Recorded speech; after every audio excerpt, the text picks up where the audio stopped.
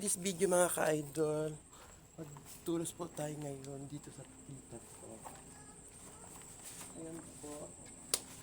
Ngayon po ako nakadalo sa kanya. Ayan po mga ka-idol. Pagtulos po po ang aking tita.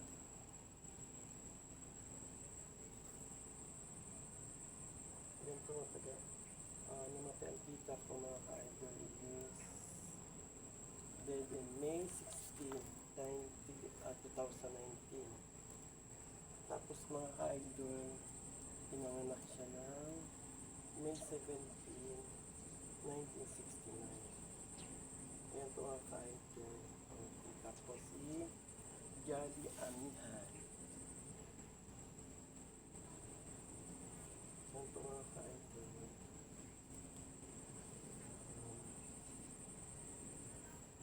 Ngayon ko lang sinapasyan lang kaya hindi ko po alam anak. Minsan busy ako.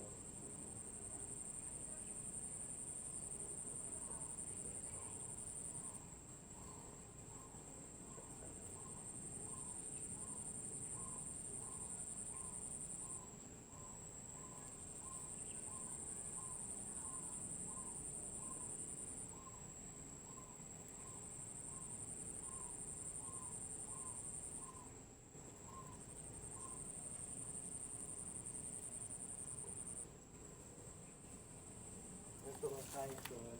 Tapos na natin i-solution ang aking tiyahin. Ito mga ka-idol, thank you so much. Thank you for watching. Bye!